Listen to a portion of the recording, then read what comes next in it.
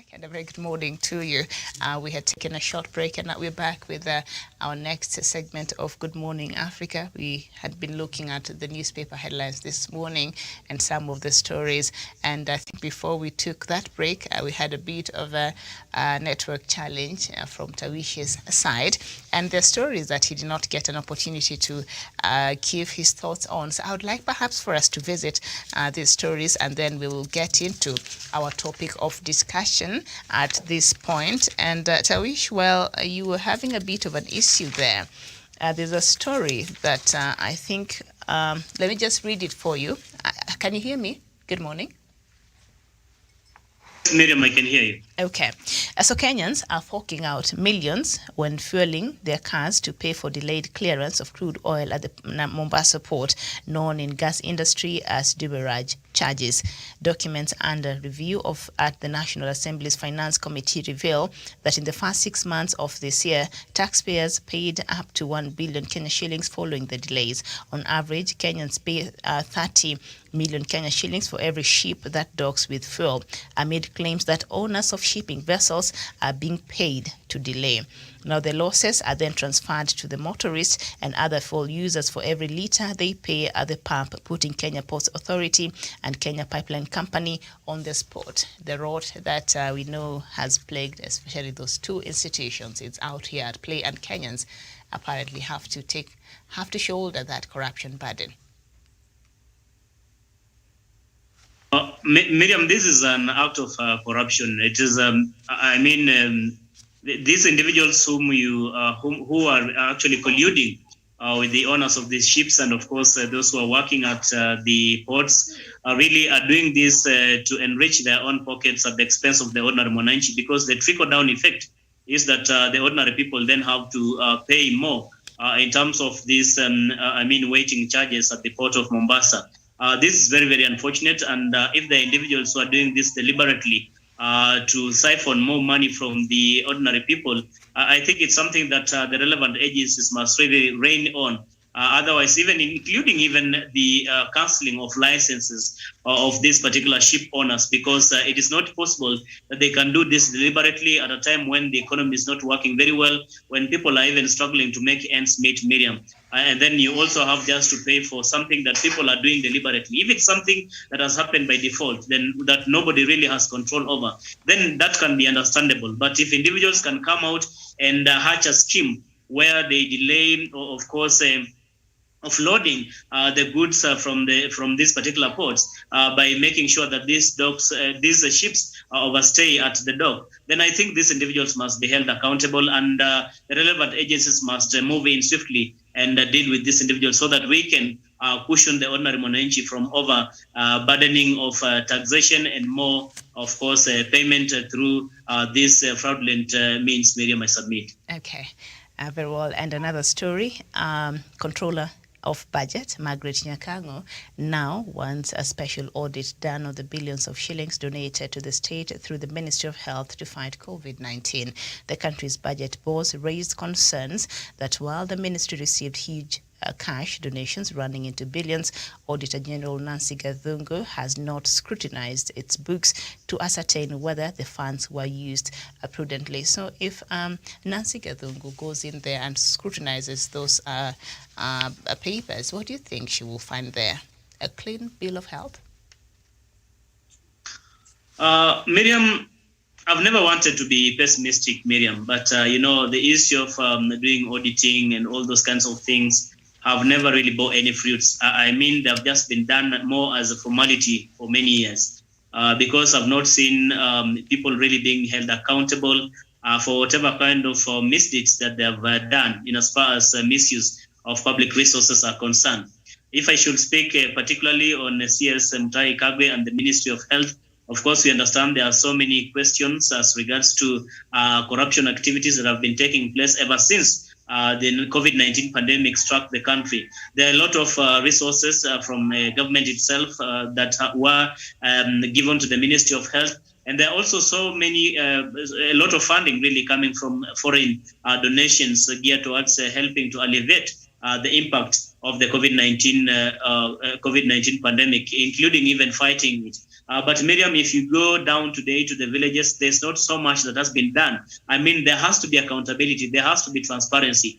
Just the same way Mutahi Kagwe and the officials at the Ministry of Health have been coming out to tell Kenyans, periodic updates about the COVID-19 pandemic, or how many people have been infected, how many people have been killed, and what measures the government is putting in place in making sure that the COVID-19 curve is reduced. We want to see him with the same honesty, with the same, of course, spirit, come out and tell Kenyans really how he's been able to manage all the funds, all the monies that were actually directed towards his ministry to try and deal with this COVID-19 pandemic. In itself, Miriam, we're not quite trying to indict CS Mutahi Kagwe, but he has to come out as a matter of transparency and accountability and tell Kenyans exactly that these are the monies they received from government and from other foreign donors, and this is how they have been utilized. Short of it, Miriam, I think Kenyans will be asking that maybe the Office of the DCI, the EACC, and other institutions should move in swiftly and carry out thorough investigations regarding the use of these resources of the Ministry of Health. Of course, there are so many issues that have happened. We all understand. So many people have asked how these monies have been spent. It is now upon the CS Mutahi Kagwe to come out and make it public to the people of Kenya how the same has been utilized. I submit, Miriam. Okay. And before we move on to our topic, I can add a voice on that. Yeah. Go ahead. I think I agree with what Tawish has said, and I think where there's smoke, there is fire. So I hope the audit, takes and gets to fruition, because we need an aspect of transparency and accountability, especially where we've been only hearing, billions and billions of money being funded, and we don't see exactly where all this money goes. So in the aspect of having transparency and accountability, I think it's best when we have the audit done, and I hope it actually gets to fruition. Okay. Remember, we have the case of KEMSA that is ongoing, that so many billions being siphoned. So I hope this is not just a matter of talks, but also have it implemented. Okay. Thank you. Thank you so much for that. And another issue before we get into our topic of the day, and how influence of France in its former colonies perhaps is slowly dwindling, I'd like for us to look at another story that I also think is of national interest. And schools defy Magoha's order to lower fees ahead of second term reopening. Secondary school principals have ignored directives by the education CS to reduce fees and stop illegal charges levied on parents before the schools reopen next week. In August, the Education Ministry released new guidelines for fees payment this year.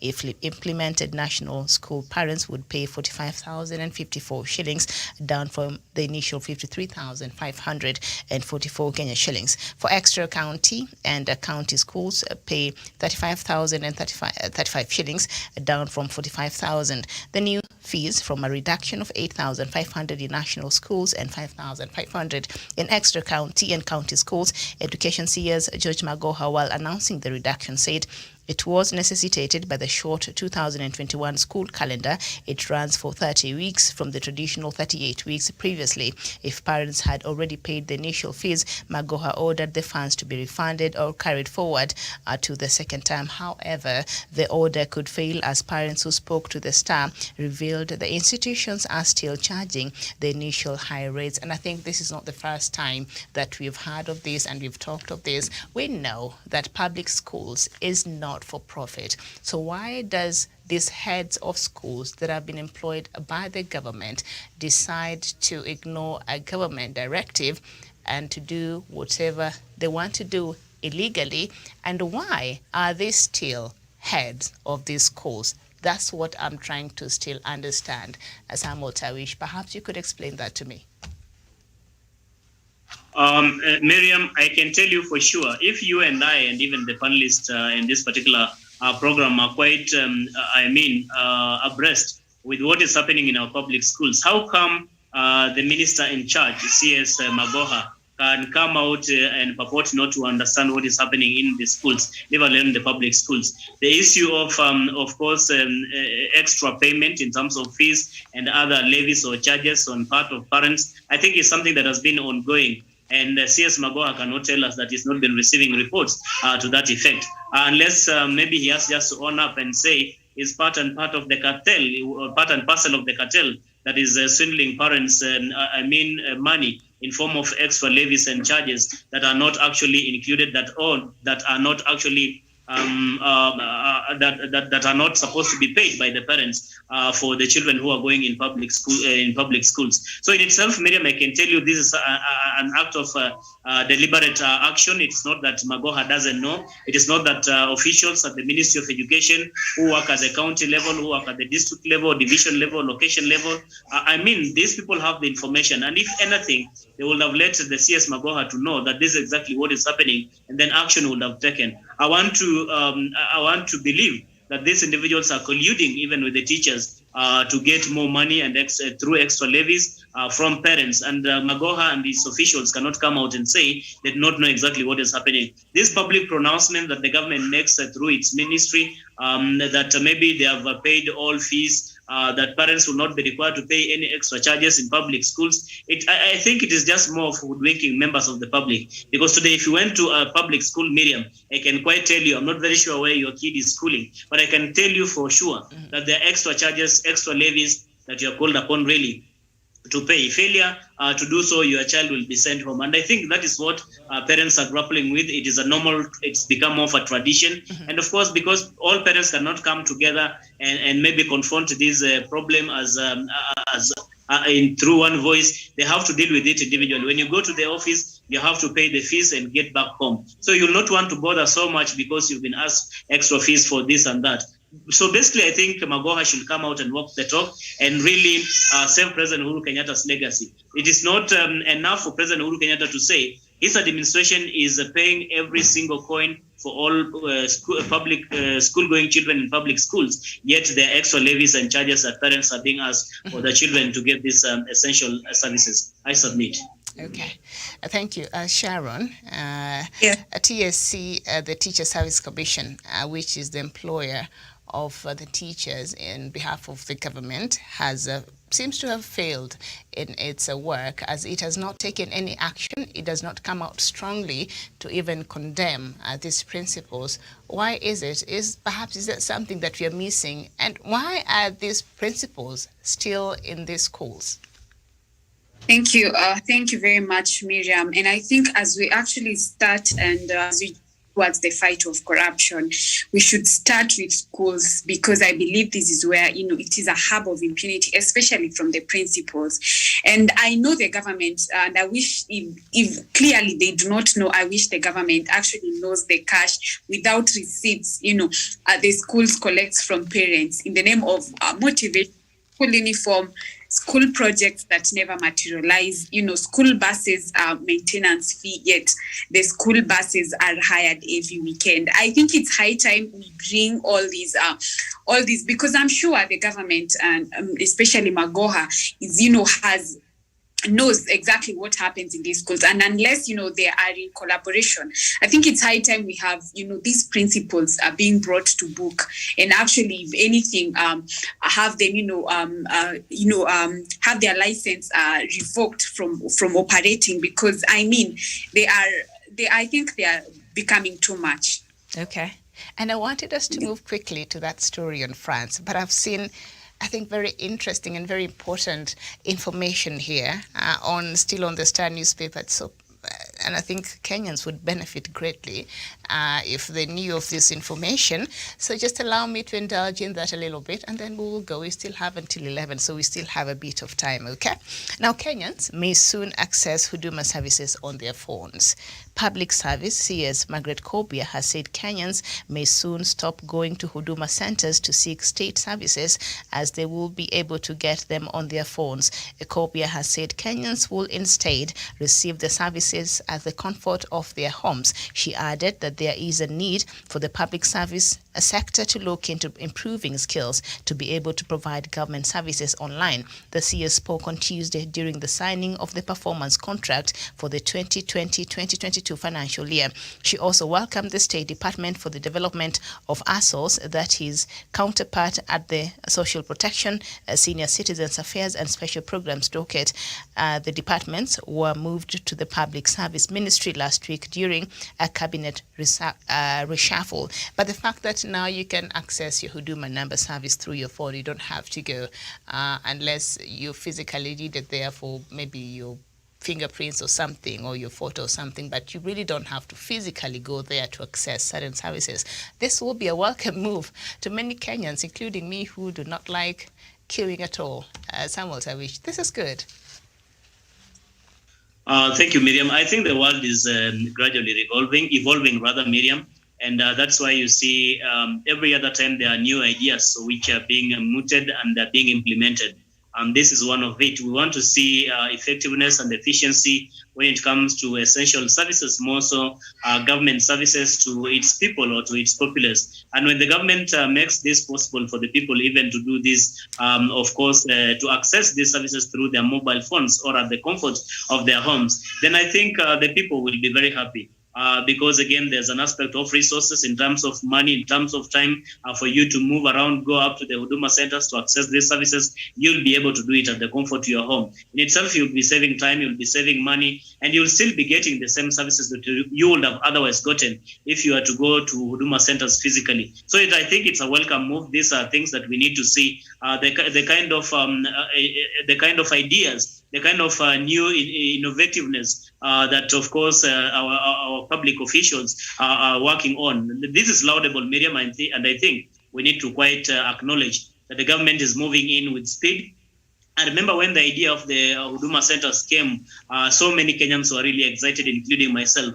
You spoke about how it was easy for you to go and replace or get a new ID card at the Huduma centers. I mean, this was not something you could say of the past. Going to get your new ID, you would have been forced to go up to your birth area, that is in Siaya, to try and get letters and signatures from your local chiefs and such kind of things. It would have been tedious and cumbersome for you to do this. But you see how government has made it very easy. You just walk to Huduma centers. And now if they're going to make it now for you to access these services through your phone, then Miriam, I can tell you the people of Kenya will be very, very happy. I want to hope that more of these services are going to be they are going to go the Huduma way, and they're going to be inculcated rather so that we can be able to deal with them or go through and get these services through our mobile phones or at the comfort of our homes. Mm-hmm. Thank you, Miriam. All right, thank you so much, Sharon. This new innovation that we've seen, especially in the public service delivery, sector, and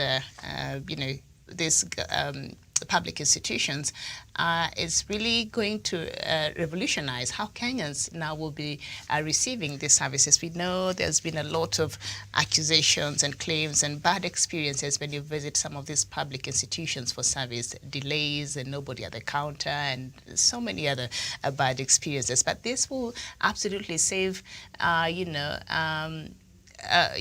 it more accessible, more Kenyans to access these very important services without necessarily wasting so much time queuing and all that stuff.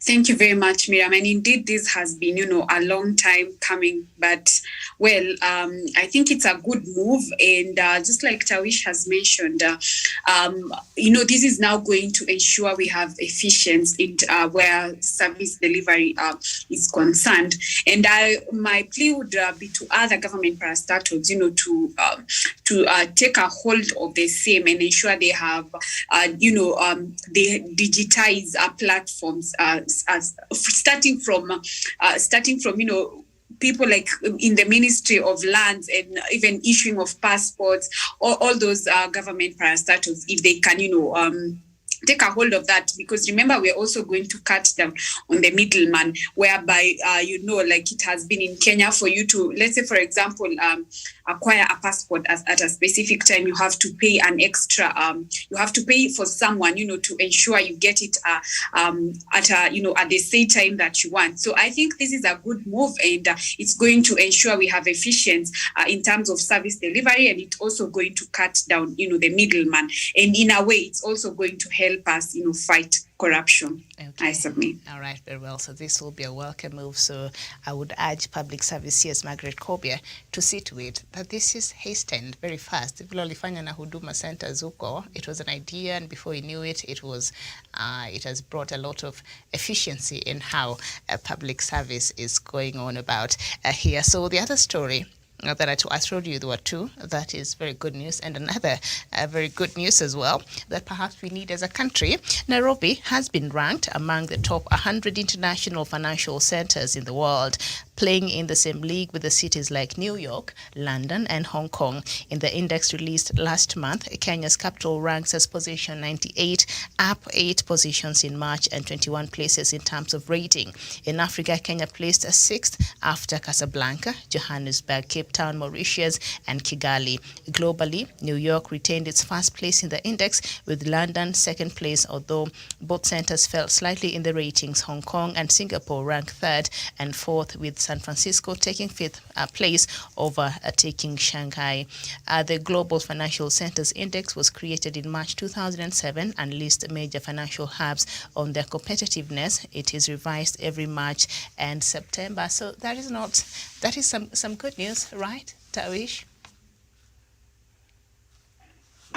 Certainly, yes, Miriam. I think Kenya is slowly but gradually emerging as an economic powerhouse. And I think that is a welcome, of course, finding or report as far as Kenya is concerned. And the same can be said, can rather be attributed to the kind of the peace, the tranquility that we are, of course, experiencing as a country. When there's that political peace and tranquility in the country, then more of these kind of things are bound to happen, Miriam. And that is why you see Kenya today, as you have highlighted over there, is really ranking in that position. I think it's quite encouraging. It bolsters our morale that we need to continue doing the right thing.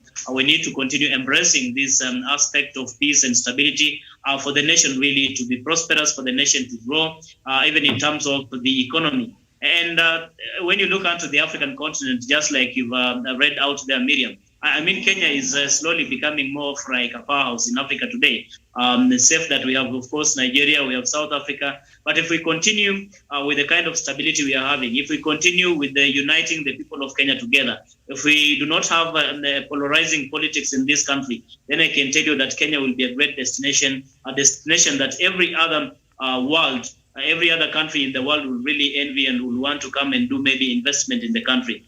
Because again, this is given a very good, it gives a very good image of Kenya, and even the potential investors out there will be looking onto what country will be ideal for them to carry out or to do investment. So in itself, we are going likely to see more of these investors also coming to the country because of the stability, because of the peace, and because of the emerging economic prospects that the country is actually going through. Thank you, Miriam. Actually, we've defeated a city like Lagos. So we are number 6 in Africa. Let me just underscore that with bold in red, okay? So we are number 6 in Africa, and we come after Casablanca, Johannesburg, Cape Town, Mauritius, and Kigali, and then Nairobi. So that is a very important position. Kigali, of course, in East Africa is leading, but having the 6th position, Nairobi ranking that in the rest of Africa, that means we could be doing something right, as Tawish has said there, Sharon. Yeah, thank you. Thank you very much. And indeed, I think this is a very, very, very good report, from Kenya. And it's clear that Kenya is such a big, it's quite a big economy, despite of the small loopholes that we keep talking about, corruption. And imagine how far we are able to go if, we are able to cut down on the loopholes that we keep on talking about every other day. So I think for me, for the incoming leaders, we need leaders who can be able, to talk, clearly, and not just talk, but also act on economical, the few loopholes that we have, and economic structural problems, and also have leaders on board who can be able to, think through issues and articulate them, and before even bringing them to the people. And from there, I believe we are going to be bigger than we can imagine. But so far, I think that is such a great report. All right. Thank you. And in case you're wondering what we are talking about, Nairobi has been ranked among top 100 global financial hubs. And that's why we've seen a lot of new developments happening across this city. International, multinational companies are building their headquarters in Nairobi, they're building, they're investing here. So that perhaps has explained. So we need, as Tawishi mentioned there, a very important factor that could have attributed to this. We have a good political atmosphere right now, among other things. So we need that. We need to maintain that. Otherwise, because we need to move more countries forward so that we keep being on this very important list, because that is what investors look for when they're even thinking about coming to invest in a country. So I think that is some good news. So that is where we close our Kenyan newspaper review this morning, and we start our conversation. And by the way, in case you're wondering, Casablanca is a city in Morocco. Okay, and it's the one that is leading in Africa. Okay, and so the influence on France in Africa and how it is seen to be dwindling in the recent past, and in the beginning of 1980s, many French presidential candidates have been announcing plans to put an end to Francafrique. But the promise of a new beginning between France and the Francophone states has turned into a mere ritual. 60 years on, Francophone countries in Africa still do not have true independence and freedom from France. And if you watch my afternoon show, where I do the African news stories, and the latest ones, I think in Chad, in Mali, in which other country? Chad, Mali, and also Algeria, which is the latest country, former colony of France. They have been having a spat with their former colonizer, and like Mali right now is seeking to have a coalition and a working partnership in terms of security with a Russian firm that France did not like at all. And we saw how France has been dealing in Chad, even after the death of Idris Deby, and how his son came into power illegally. They did not follow the constitution, but France supported that nevertheless. And we've seen how that has played out in other French colonies without going too much into the details. And so, Samuel Tawish, is France's fortunes dwindling in its and the presence in Africa, especially in its former colonies?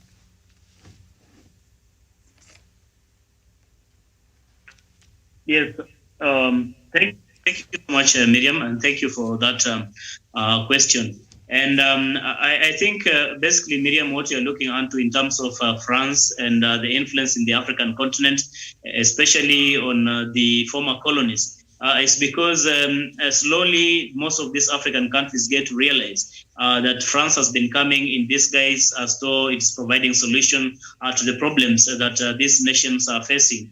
Without really underscoring the fact that the problems that most of these countries really face, or the obstacles it faces in terms of its developmental agenda, begin and end with the France or the French governments. And that is why you see today most of the African countries, or most of which are actually former colonies of the French, are actually beginning to rebel, beginning to really coin a different trajectory altogether, because they feel like they get to realize by the end of the day that France does not mean quite well for them if it is not about their interests, if it is not about, say, for example, the mineral resources, and we understand the interests of France in as far as oil industry is concerned. And today, when you look into the most countries that are facing turmoil in the African continent, you can quite attribute that the prospects of oil minerals or oil deposits in those countries has had more of a ripple effect, or has been more of disadvantageous to the people, to these respective countries, more than it should have been a blessing. So in itself, I think the African countries are finally coming into a realization that France does not mean well for it if it is not serving its interests. We have seen the coups, we've seen the kind of instability in most of these countries, and many a times most of these coups and instabilities and lack of peace have been attributed to the hand of France or the administrations from France. So in itself, I think it's a good it's a good move that the African countries are finally realizing that France is not more of helping these African countries, but it's about more of addressing their own selfish interests. If they do not have or if they feel like certain governments or administration in the African continent are an impediment or a hurdle towards them achieving the objective or achieving the goal of towards their own interest, then they come and scuttle everything in those countries. So this is a good move that we are realizing, although it's a bit late, but still we can soldier on and see how Africa as a continent can become more independent, away from even the former colonies, so that we do not have a fresh scramble for Africa. Because again, with that, we will be posing a very big risk to our future generations. Miriam, I submit. Okay.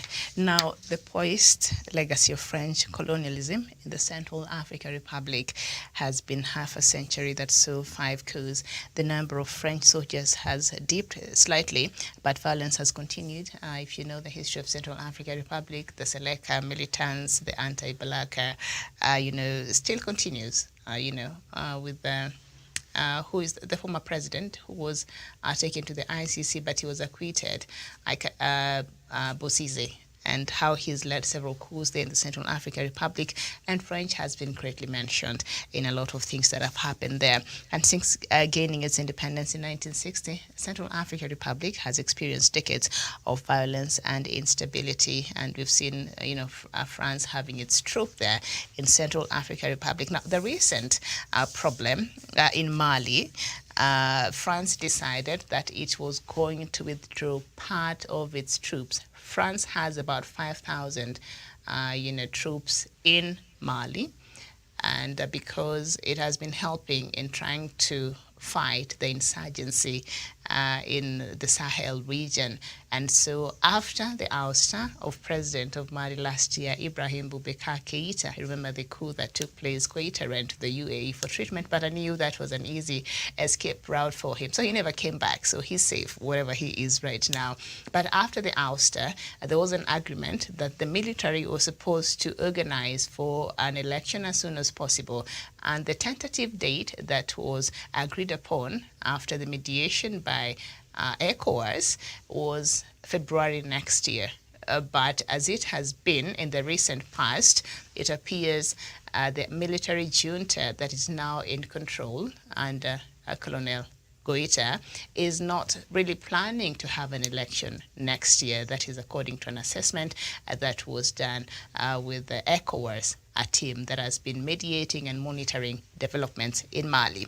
And so France has been expressing its agitation with that and its concerns and its impatience with how the military junta has been running the country. So over time, a couple of weeks ago, France decided it is going to slash the number of troops France has in Mali by a half and leave maybe about 2,500 members of its troops there to still help fight the insurgency. Of course, there are other European countries that have their troops in Mali. We have Germany, who has about 900. We do have the UK and other countries that have been helping in fighting the insurgency in the Sahel region. So that did not, when France announced that, it did not sit well with the junta. So they decided, okay, so you're slashing your military by a half, the ones you've given us to help us fight the issue of insecurity.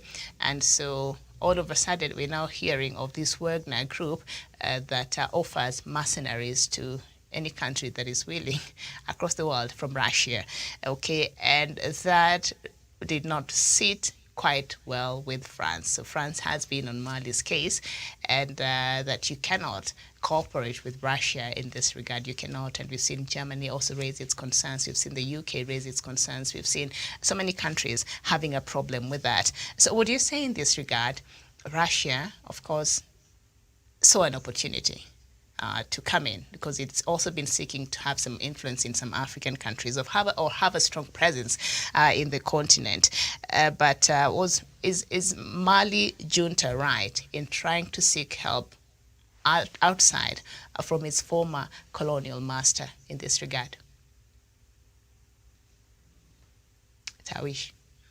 Well, Miriam, I don't think that by virtue of the fact that maybe France is a former colony of course, of Mali, that they have every right and privilege or entitlement really to dictate the affairs of that particular nation, or to be the only ones who should really give directions as to what Mali has to do. It is the prerogative of the Mali people, and more so through its leadership, to determine who can be their partners, who can be the people or nations that can partner with them in as far as issues that affect them are concerned. Who can be more of who are they that they can engage in more of a symbiotic relationship other than parasitic relationship? And I think slowly that is what Mali is trying to exhibit. That is what it is trying to demonstrate, that they have gotten probably a new ally or a new partner in the name of Russia, that they are coming in, not with so much conditions,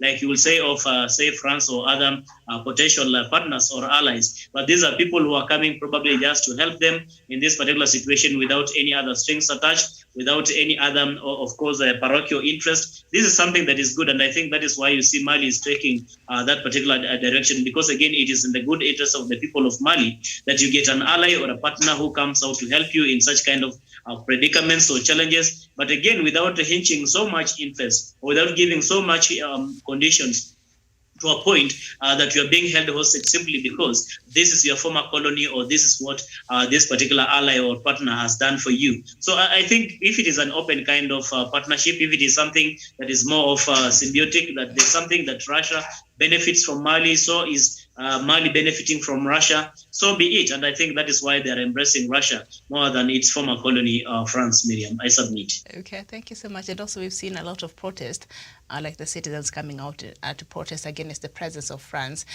We've seen that happen in Chad, I think about a few days ago, actually, in Mali, and also very notably in Algeria as well. And right now they have a spat that has really escalated. I'll perhaps brief our viewers later on in the afternoon with the latest on that story. So maybe this other, like you said there earlier, as we conclude the show, Samuel Tawish, these countries, are they tired of perhaps how France has been dealing with them, and they just looking for some form of freedom and true independence so that they can decide their own matters without having undue influence from France? Indeed, Miriam, because every chapter in life really has its own meaning, it has its own significance. And if it was the chapter of independence or the chapter of course, being a colony of Mali or any other country, I mean, France had that opportunity, they had their time, they did what they did. But again, that is not really a privilege to them that they should continue to dictate the affairs of this particular region. It's not about France only. It's about all the former colonies. I mean, they had their time, they had the opportunity, they had their own engagement at that particular moment in itself. Therefore, it is not a sure ticket that they have to continually be the big brother or to dictate the affairs of these particular nations. It is good riddance that, of course, the African people and the African continent, African nations, most of those who are the former colonies of course, colonized by France, are getting to realize that maybe France has not been more of beneficial to them, or whatever kind of assistance that France has been giving to these countries has had strings attached. Or even when they look into the coups, when they have had into the instabilities, when they have had, for example, the kind of aid fights that these nations have had, they may have attributed it to maybe a hand from France. And that is why you see now, at this particular time, they are slowly but gradually distancing themselves from France. And I think it's a good move. We want to see African nations and Africa as a continent becoming more independent, becoming more sufficient in terms of supporting our own people, because it has the bigger potential. It has the good climate. It has better soils. It has everything. It has the human capacity. And all of those things really you can attribute to what development will need. Really, the African continent is not in deficit of all this. Only that over time we have been in over-reliance on donor funding and more foreign donations coming especially from our former colonies, something which has been detrimental and retrogressive on part of us, especially on the developmental front. And that is why you see we've never quite made significant progress in as far as developing our countries are concerned, because we wait to be dictated by this foreign nation, we wait to be dictated by our big brothers, those maybe who colonized us. So I think time has moved. We are in the 21st century. Africa needs to carve its own niche. It needs to go on its own direction, because it has everything at its disposal really to be self-sufficient and reliable or reliant. I submit, Miriam. All right, thank you so much. And that is how we come to the end of our extended version of Good Morning Africa this morning. I've even brought the desperate dispatches today in the morning, and maybe we'll be doing this in our subsequent shows moving forward. After we are done with the Kenyan stories, we see what else is happening across the continent, because we do appreciate that we have a presence across the globe, and we have our viewers spread all over that are not necessarily from Kenya, and we don't want you to miss out. So we'll be looking at some of the issues across the continent. Thank you so much, Samuel Tabish. Thank you, Sharon Gitonga.